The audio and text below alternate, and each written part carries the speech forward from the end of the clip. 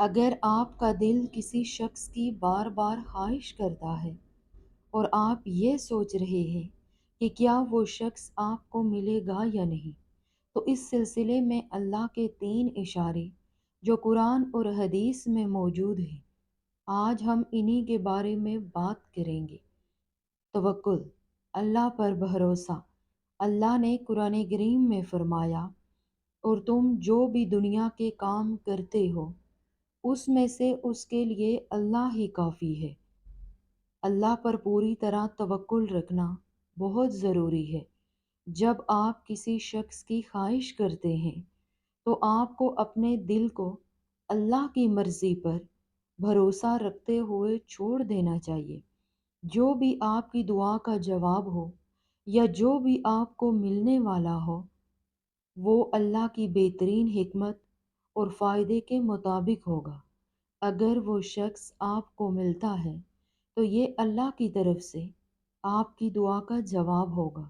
اگر نہیں ملتا تو یہ اس بات کا اشارہ ہو سکتا ہے کہ اللہ آپ کے لیے اس شخص سے بہتر کسی اور چیز کو بہتر سمجھتا ہے۔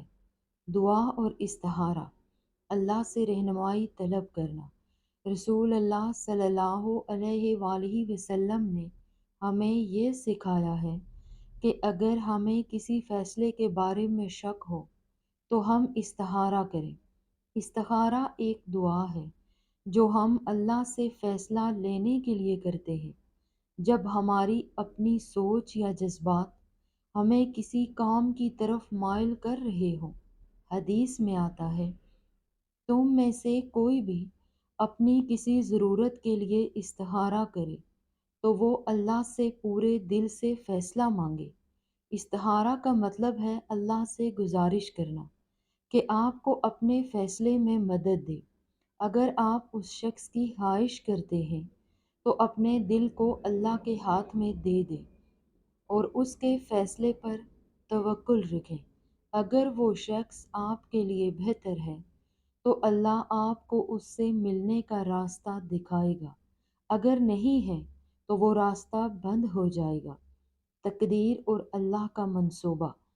اللہ نے اپنی حکمت سے سب کچھ تقدیر کے مطابق بنایا ہے۔ آپ جو چاہتے ہیں ہو سکتا ہے وہ آپ کو مل جائے یا نہ ملے، لیکن آپ کو یہ سمجھنا ہوگا کہ اللہ کا منصوبہ آپ سے بہتر ہوتا ہے۔ قرآن کریم میں ارشاد فرمایا گیا، ہو سکتا ہے کہ تم کچھ چیزوں کو ناپسند کرو لیکن وہ تمہارے لیے بہتر ہو سکتا ہے تم کچھ چیزوں کو پسند کرو لیکن وہ تمہارے لیے برا ہو۔ جب ہم کسی شخص کی خواہش کرتے ہیں تو ہم اپنی سوچ اور جذبات کو اللہ کی تقدیر سے جوڑ دیتے ہیں۔